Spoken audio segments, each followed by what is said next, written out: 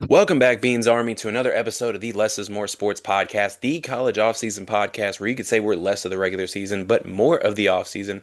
Thanks to a winter storm that hit the entirety of the East Coast, we're now doing two episodes in one weekend, something we don't do often, but we're always glad when we have this opportunity. So, with the conclusion of the college football season, we are now doing a midseason checkpoint of the college basketball season, one I know Matt was very excited to talk about today. I was, even if I didn't have time to gather the notes because we decided to do this out of nowhere, which I think was planned because now we can only talk about Cam Boozer. He's showing you the agenda, folks. He's To, showing you the agenda. To be fair, I mean, he gives us a lot to talk about. Yeah, whatever. And Ryan's over there just like, I'm just happy to be here, guys. I'm just here so I don't get fined. Yeah. I mean, I was out there. I shoveled the snow today. So That's I'm some shade. yeah, it was a lot. It was a lot of snow. How would you compare this year from last year? We had about the same amount. We had 12 inches both times. We only got six here in Louisville, but there's a lot of ice mixtures too. So it's kind of a lot like last year too. Yeah, they plowed our streets last night at like 10:30. Some guy came and did it. It was awesome. I would say they didn't plow Yeah. our parking lot until today, but now just because, living in a condominium complex, when you plow in a condominium complex, that often leaves cars stuck, like snow kind of piled off to the side. So now we have to, dig ourselves out, and it's You have to totally dig on your me. own. I totally procrastinated, and it's completely 100% my fault. Yeah, Yeah. it's a pain in the ass. No, I'll be honest, I was enjoying an off day from work, and I just got stuck playing video games, and something you don't expect to hear a 32-year-old say, but hey, here we are. It's all right. Yeah. It's all right when a 19-year-old does it. It's probably not the best idea when a 32-year-old does it. Who cares? 20 or 32 is the new, I don't know, 12? I hope not. I mean, I have a little more responsibilities, I would hope, Ryan, than the average 12-year-old. Ryan, you can't laugh. You're barely legal enough to watch your favorite kind of movie. You know, Les, as long as you're getting your bills paid, I mean, anything, you can do anything. They are paid. Well, good. So, But, not that anybody needed to know that, but they are. well, Less is more. Financial talk. Brought to you by Mutual of Omaha. Less is more money. I like that one. We should do that. We should just Less. put Les in a suit and have him do like the Jim Cramer. I might actually have to bring my mom on that one because she is actually a very good financial advisor. We're Like coming. she doesn't have a license to be a financial advisor, so please nobody hit my email up and be like, "Hey, can we hit you up with your mom?" Like she's not a legal one, but she does give very good financial advice. Les, I need my taxes now.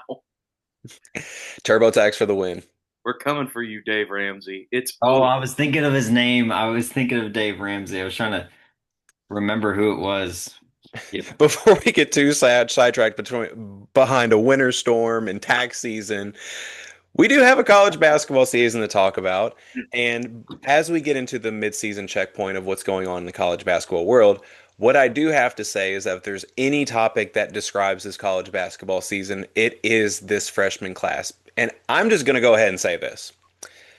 This is the best freshman class in history. I don't think it's a debate anymore. I was high on them, and I feel like in retrospect, I even undersold it in the preseason. We all knew who the big three were coming in. And of course, they've delivered. Cam Boozer is the favorite to win player of the year. AJ Dabansa is the favorite to be the number one pick. Darren Peterson, he's balling with a bad hammy. But then there's also like the Kingston Flemings of the world. Keaton Wagler gave Purdue a 50 piece at Mackey, and so many others. So if I have to say one thing, is that if there was ever a year for an NBA team to not trade away their first round pick, this is the year. Here. Yeah. This makes me very happy as a fan of, like, tangential fan of an NBA team that's had a massive injury and has been forced basically to tank at this point because I don't know if there's any free agent signing or trade you could make that could be better for like Tyrese Halliburton and going forward than just being utterly terrible and getting AJ Divance as your consolation prize. I mean, at this point, I would settle for Caleb Wilson because I actually think his game is so translatable to play next to Tyrese Halliburton when he comes back. Either way, it's exciting. Even in the midst of like a terrible, no good, injury riddled tanking season, there is some reward for this. It really doesn't matter too. And this is the interesting thing, it seems like the past few years, it seemed like where you were with the lottery determined a lot because there were a lot of one guy, no guy classes. And now it's like, if you end up with a top five pick, you're going to get a hell of a player. It doesn't matter who. You're just going to have to pick. You may get like 5 out of 5, but you're still getting a top five player. I'd argue if you have a top 15 pick, you're getting a potential franchise player. Now, obviously, not all of these guys are going to be franchise players. I'm not that naive. But what I am saying is that there is that potential definitely within that top 15 range. And that's what makes it so much fun because, I mean, it's just fun. It's better when there's more guys to draft and you're not bored by pick three. No, 100%. I feel like last year, even though I was higher on last year's class than apparently NBA scouts were, it did seem like once you got past Cooper Flag, once you got past Dylan Harper and Ace Bailey, it was kind of like, there wasn't as much excitement around the other players. But even though there were shown to be some very good players, Con Knipple is also in the Rookie of the Year race for the Hornets right now. Derek Queen is in the Rookie of the Year race. Both guys. Queen, I was more high on in high school than Knipple, but Knipple obviously showed that he can plug into any NBA offense and be a productive player. And Yeah. You have more to say? please go ahead. Okay, well, I was gonna, kind of back you up on last year's class. Last year's class was really good, and it seemed like it was all that whole Montverde, basketball team that it was like 5 or 6 guys that were some of the best freshmen in the country. But this class kind of felt like they said, "Hold my beer," and they decided to be way better and more deeper. It feels like this NBA first round could be all freshmen. That's not like it's not what's going to happen because there's some good veteran players that are going to be drafted high, but it seems like that it's that deep. Um, I wanted to create like a starting lineup on like actual positions on who some of the best freshmen in the country. So I'm going to kind of list that off here. My point guard is Darius Acuff Jr. from Arkansas. I like it. I like it. I thought you were I, going to say Mikael Brown Jr., but I like it. Yeah, I'm gonna go Darius Acuff because he's averaging 20. He's a very good playmaker. He can shoot a little bit, and um, I think that he's probably the best guard. I think Michael Brown's probably right behind him, but I love Darius Acuff. And then number two, well, shooting guard would be Darren Peterson when he's healthy for sure. Like when he's healthy, he's averaging 21.6. He can get to the basket whenever he wants. He can shoot, and his game started exactly from that exhibition against Louisville. My small forward, which he's a pretty good big guy at small forward position. I'm gonna go AJ Devansa. He's he's taken that. There's some good players on that BYU team, but he definitely headlines it. 23 points per game. He's an absolute star. He can get to the rim as he wants. He'll dunk on you. He can shoot a little bit, and he's definitely got some great NBA comps, like from former players. Maybe like a Tracy McGrady that you could see in him. I was going to say McGrady is the one I'm hearing that I actually like the most. Yeah, it's someone I saw someone post something that said if Tracy McGrady went to college, this is what it would look like. And so I think that's a pretty good one. I don't know if Tracy McGrady would go to BYU, but you know, whatever you want. But at the power forward position, I got Cam Loser. Oh, wow. As Good one. much as I didn't want to give him credit just because of you, Les. Um, I'm sorry. He's obviously a great player. Someone said he plays like a WNBA forward. I don't know about that, but It's a little wild, but all right. that Those wasn't me were who said trash that. talk But for a minute. but he's averaging 23.7 points per game and then basically 10 rebounds, 9.9. So he's an absolute force on the glass and he can shoot whenever he needs to give Duke a three, but he's obviously gonna be one of the best players in this class, if not the best. And then center was a little hard, like to pick an actual center. If I was going based off of physicality, I wouldn't pick this guy, but I'm gonna go Nate Ament, who I think we've agreed on that like wasn't the most physical guy ever, and he kind of struggled with I have a physicality. suggestion to make an adjustment to your starting five. I would Okay. say move Cam Boozer to the five and put Caleb Wilson at the four. Okay. I like it because I mean, Boozer still does rebound a ton, so I like that suggestion a lot. I just picked Nate Ament for his like height, and then he can score too. But Caleb Wilson would definitely be, if I made a move, it would be him at power forward. So I like that suggestion. No, I like that. I mean, I like that lineup. I mean, again, with so many freshmen in this class, there's so many lineups you could really choose from. I mean, you could have gone with Mikael Brown Jr. at your point guard. And I would have teased you just because that's how I am, but it really isn't a bad move at all. I No. mean, you could have gone Malik Thomas from Arkansas, Darius Acuff's backcourt mate, would have been a great choice as well. There's just so many options you could have chosen. I mean, I think that's just a testament to how good this freshman class is. It Koa really Pete too.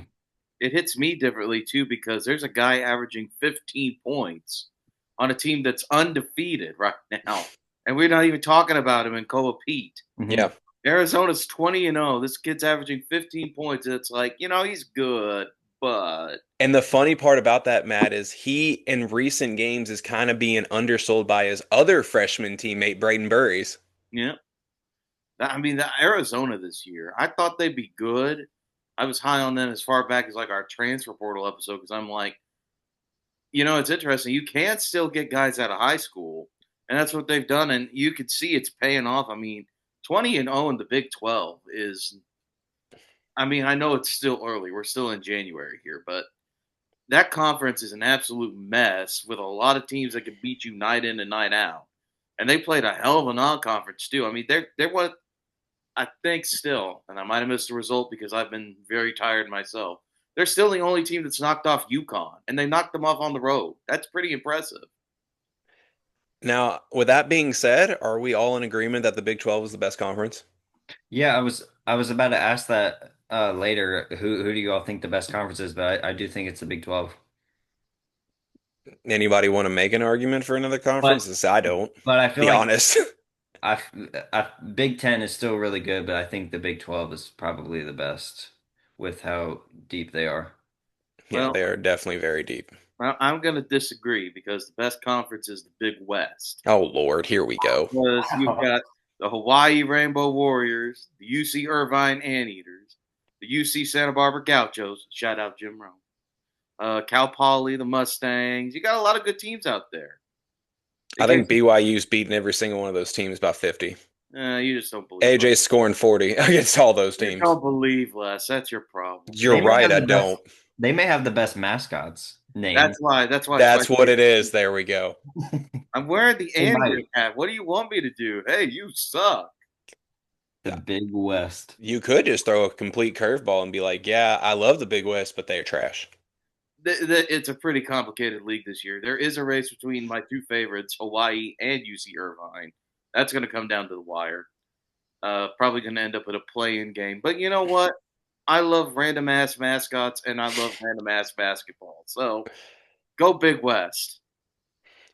Well, since I guess we're going to move on, go Big West, in the words of Matt Yes. McClellan.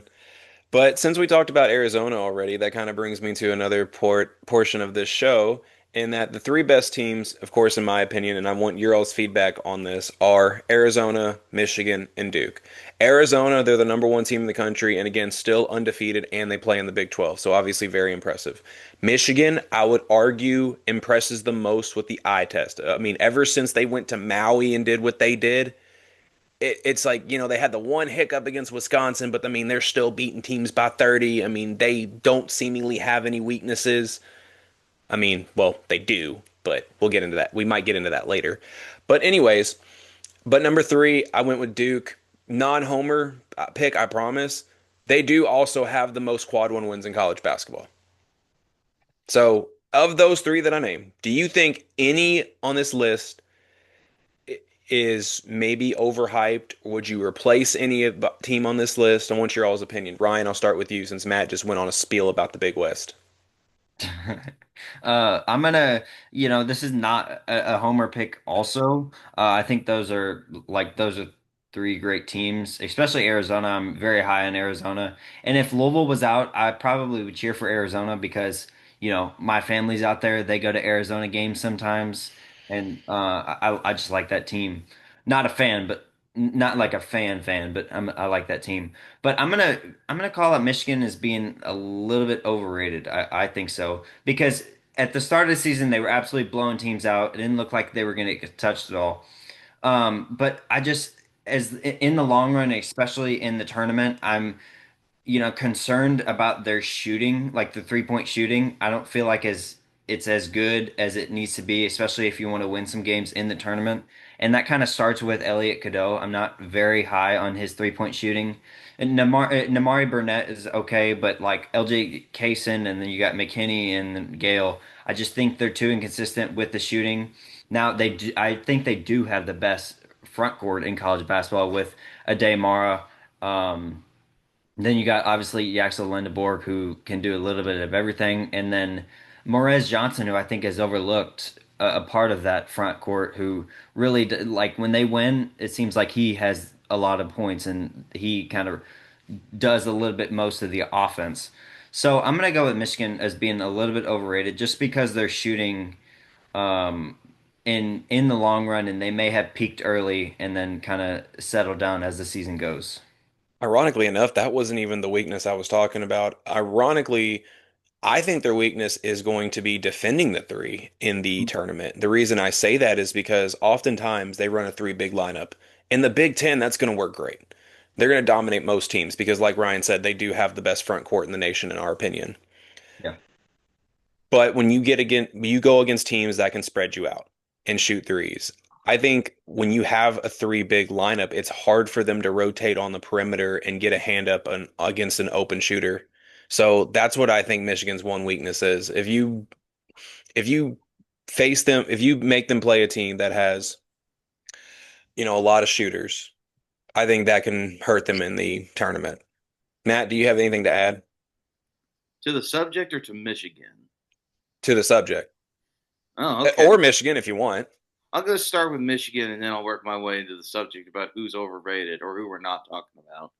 Les, you're on the money there. I've watched Michigan play a few games, and that's the only thing that concerns me. And it's not even because I think they're mondo inconsistent or that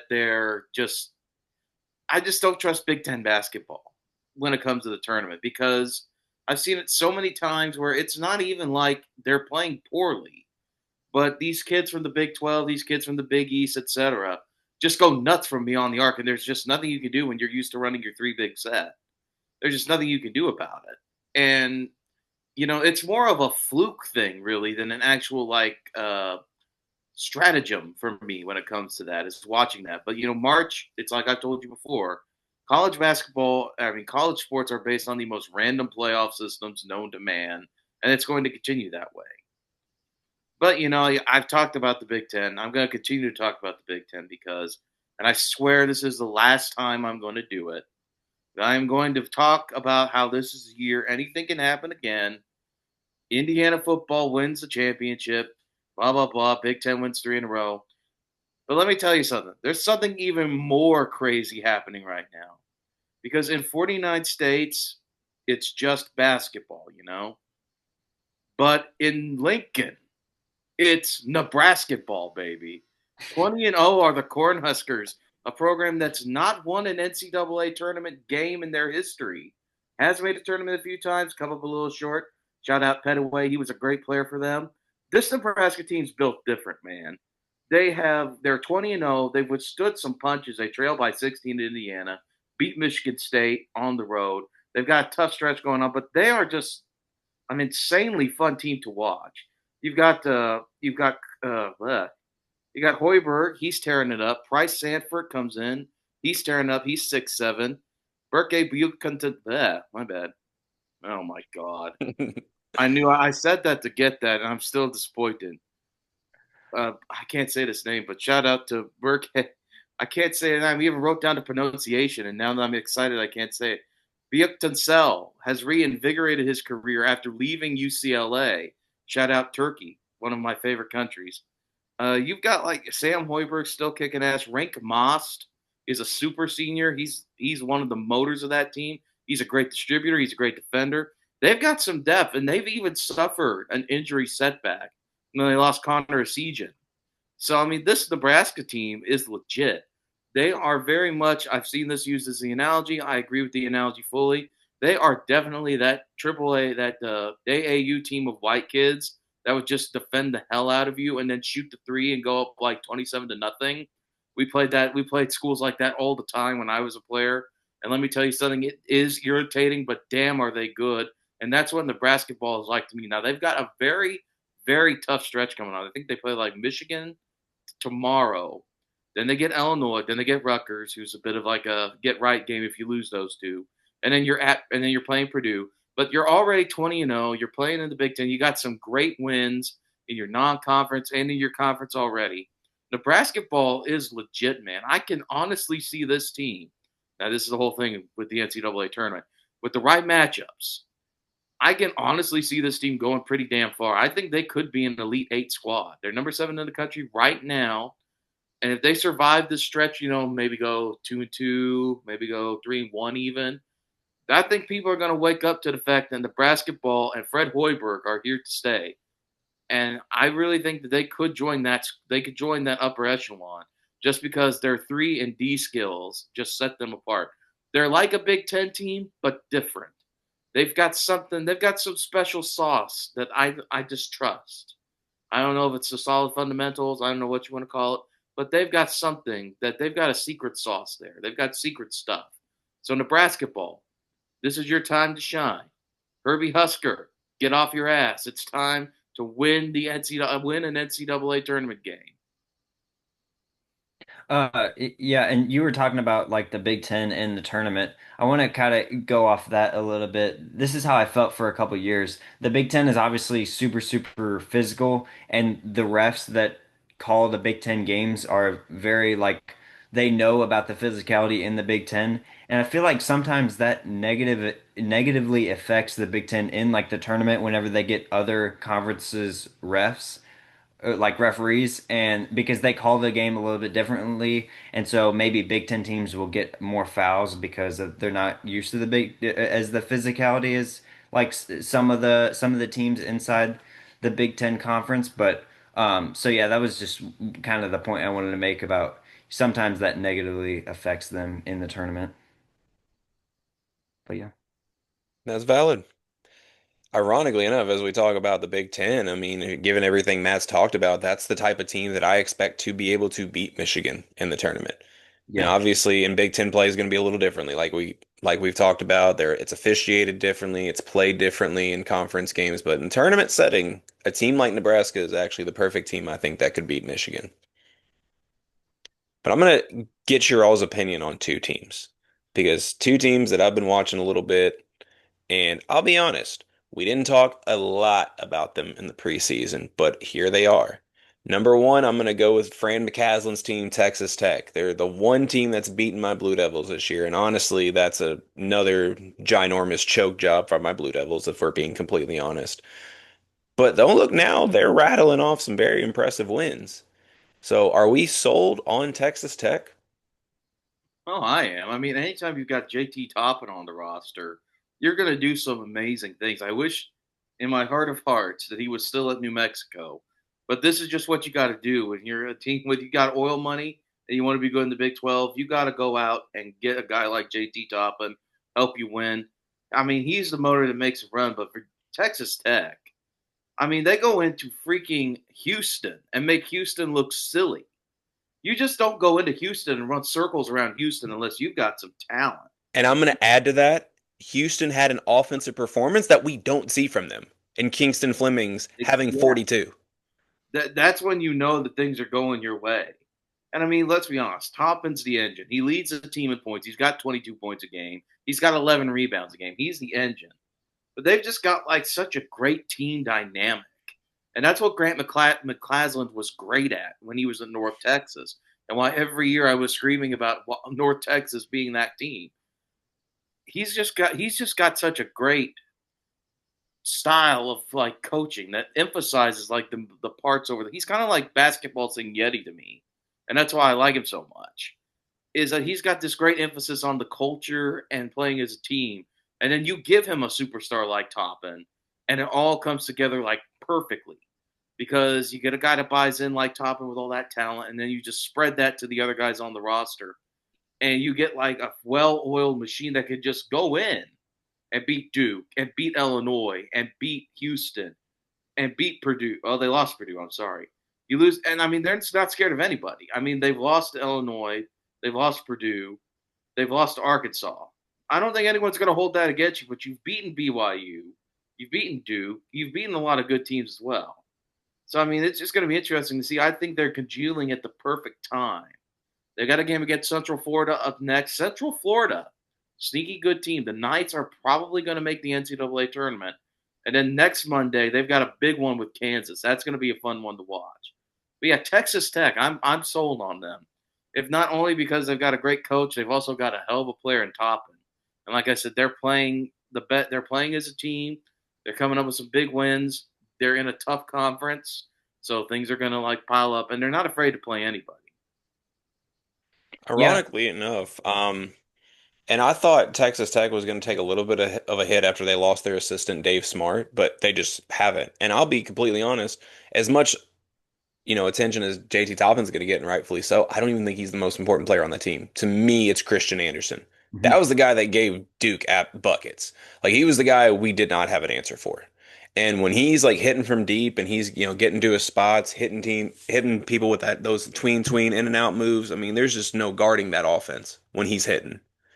Yeah, I agree. I was about to say Christian Anderson is right behind like JC Toppin in points, averaging 19.8, but he's also shooting 43% from three, which is great. So I'm pretty sold on this Texas Tech team. And if you're a Texas Tech fan, you got to be loving sports right now. Your basketball team's good. Your football team was good this past year. Yeah, you got to be ecstatic if you're a Texas Tech fan. And The you have a other, lot of money. they do have a lot of money. And the other team I want to talk about is BYU. I'll be honest.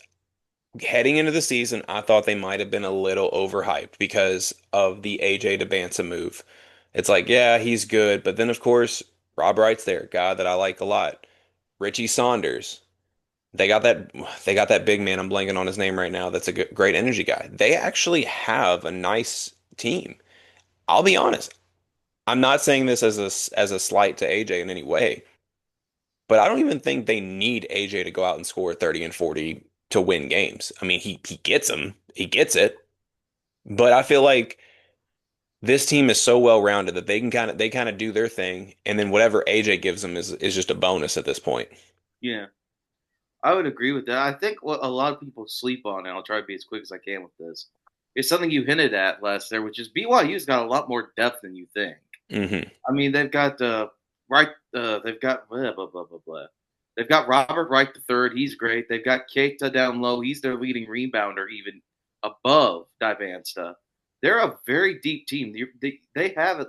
Blah blah blah. They've got at least seven guys that average six or seven, depending on if you round up, points a game. So that's the fun of BYU. It's more than a one man team. And, there are guys that make it go. Obviously, Vance is one of the big motors, but Saunders is right there. Much like, I'm higher on JT Top and you guys like Anderson. I'm higher on Richie Saunders just because I think that leadership he offers, in addition to like those nearly 19 points a game, is really what makes a big difference for them too. And like I said, they've got more depth than I think people give them credit for, with guys like Robert Wright III and Kieta rebounding down low. So I think they're a deeper team than a lot of people thought they'd be. Yeah, so I'll be honest. I thought it was going to be Rob Wright, leading the point, Debanza scoring, and then Richie Saunders, adding some, 3-point shooting. But no, they got a lot. They got a lot more than even I thought going into the season. Shout out to Kevin Young. Yeah, and I, sorry, I no, thought Rob Wright was really good last year at Baylor, and then he he transferred to was. USU, It was. and so just to add, like, just to give Debanza like a guard, and so I'm very I'm excited to watch them tonight. And Les, you said it like a couple of minutes ago about like Duke choking. I hope they choke tonight. That'd be cool. I would love for that to happen. But I'm excited to watch them play a very good Arizona team. Talking about BYU tonight, and Debanza and Koa Pete are just must see TV. 100%. I've always been high on Koa Pete. He was, the big three back when he was a freshman in high school. The big three recruits in that class were Cooper Flagg, Cam Boozer, and Koa Pete. And then as the years went on, Debanza reclasses in, Darren Peterson kind of shoots up the rankings, and he's almost like that forgotten man. But then now here he is again, like Matt said, 15 points a game on one of the lone undefeated teams left in college basketball. So give Koa Pete his flowers. I've been one to say it on this podcast, and I'm going to say it again. And also, as for Louisville and Duke, I do think Duke could potentially choke tonight. They're coming off a very good stretch in the California Classics against Stanford and Cal. They came back, had a decent performance against Wake. But I think Louisville is going to be very motivated. The fact that they were able to go into Yum Center, beat them without Mikael Brown Jr., and now that he's back, it's going to be interesting. I'm very frustrated with this Louisville team. I know we've had Mikael Brown out, but just like the physicality hurts us, and then some of the shooters not being as great as we thought. But can we talk about the not greatness of Will Wade? He needs to be better. Will Wade needs to be Not doing better. bad, is he? No, he's just doing all right, But like Mediocre. Darius Williams, I mean, uh, they barely beat that Pitt team that Lowell beat by like 41. Okay. So I'm gonna need Will Wade to do a little bit better for how much hype that we gave him on this podcast. That's true. We did give him a lot of hype. Everyone should have hired him, you know? Even Duke. Chill. Chill out. Well, you know who could beat Louisville and Duke and North Carolina State? Don't say it. I'm gonna say it. Don't do it. He's I'm going to gonna do it. Damn do it. it. He's going to do I'm it. about to do it so MF and loud. Hey, yo. St. Louis Billikens, baby. They should be undefeated if they didn't lose on a last second missed. Oh, my gosh. Well, I guess missed rebound in the shot from Stanford. But Robbie Avila, Larry Nerd is back. They've got Dion Brown. They've got Tyler Green. Or Trey Green, I'm sorry. They're good. The St. Louis Billikens are going to dominate the A10, and they are going to make life hell for some unfortunate underachieving mid-major team or mid-major high-major team in the NCAA tournament because they're that damn good. We believe in Josh Schertz in this household, and he is going to prove it again because Larry Nerd is back. They've got shooters. They've got 6 guys averaging 10 points a game. They nearly have 7. I did it again. I'm working that in a lot. But still, yeah, the Billikens, man, in a loaded A10 are going to run away with it. And let me tell you, they are going to prove to be a challenge for somebody going forward. They could be a Sweet 16 team. But you know who may even be better than the St. Louis Billikens? The Miami, Ohio Redhawks, baby. They're undefeated. They're the kings of the MAC. They've got Indiana power all over. They're led by a guy named Brant Byers. He's got 15 points a game. He's amazing. They got a kid from Carmel named Peter Suter. I watched him play in high school. He's amazing. They're a great story. Those Redhawks, champions of the MAC, champions of my heart, and soon champions of the world. Are you predicting a Miami of Ohio national championship? No, but I'm predicting they're going to make some noise. They might make some noise. They're going to make some noise. If I didn't know any better, Matt would be the one to get on this show and try to convince me that Robbie Avila is better than Cam Boozer. I thought that was already a fact. Oh, stop it. Stop it. What kind of nicknames does Cam Boozer have? Carlos's kid? He's not Larry Nerd. He don't got no sports. I'll give you that. Robbie Avila has better nicknames than Cam Boozer for sure. What's his nickname? The Jazzman's son? Damn. Sorry, that was a bit mean. It's Cam Loser. We know that. Wow. Okay, mine was at least based on something funny. I'm just saying. What, you don't think Cam Loser is funny? It is to me, but not to Duke fans. Yeah. They're Yeah. gonna send me a bunch of angry emails now. Kareem Abdul-Jabbar is Who's funny for all fan bases, even Billikens fans, along with Larry Nerd. That is pretty good. Larry Nerd was my favorite, but that's neither here nor there. But yeah, Josh Schertz, he's putting it together. 8-10 title in their sights. What even is a Billiken? I don't know, but it's freaking awesome. When Matt doesn't know what something is, it's leaves a lot to be discussed. But so I can get out of the slander real quick, as always, like and subscribe to the Less is More Sports YouTube and Spotify channel to get the latest updates we have on content coming out. Be sure to follow the social media pages on Facebook, Twitter, and Threads. That's at Less is More Sports. So y'all got probably about 30 seconds left. What are y'all gonna slander now? Y'all gonna tell me Case and Pryor is better than Cam Boozer now? Yeah, Oh, Yeah. stop it. yeah. He likes to would agree. headbutt people. Ali Khalifa, greatest big man in that game, not even close. Don't even start. Don't even start. I'm not a fan of Ali Khalifa Fine. The snap Egyptian food. magician, not a At fan. at all. You liked Honest Mahmood, remember him? He was Yeah. Egyptian. I don't think it's the Egyptian part he doesn't like. How do we know that? I Right. would like to see a basketball player in him. You know, Did you